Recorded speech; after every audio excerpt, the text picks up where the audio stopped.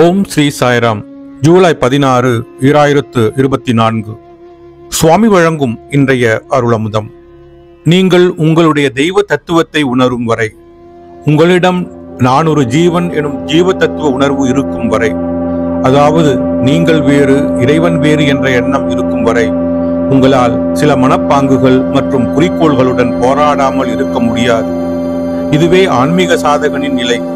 இந்த நிலையில் நீங்கள் உங்களிடம் தயை, கருணை, பிரேமை ஆகிய குணங்களை வளர்த்து கொள்ள பாடுபட வேண்டும்.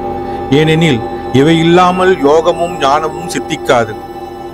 பிரேமையே உயிர், பிரேமையே தெய்வம்.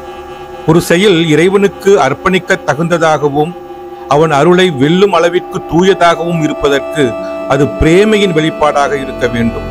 இந்த வெளிப்பாடு எந்த அளவிற்கு ஆழ்ந்ததாக இருக்கிறதோ அந்த அளவிற்கு நீங்கள் இறைவனோடு நெருங்கியிருப்பீர்கள்.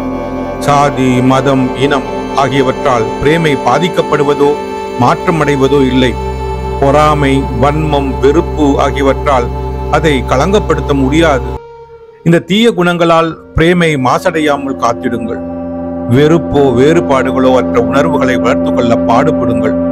தெய்வீக அருளுரை, ஜூலை 29, 1969.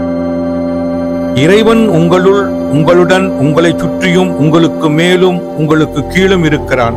இருப்பினும் எதிர்மறையான உணர்வுகளை நீங்கள் விட்டொழிக்கும் வரை இந்த சத்தியத்தை நீங்கள் உணர முடியாது என்கிறார் பகவான் ஸ்ரீ சத்திய சாயி பாபா.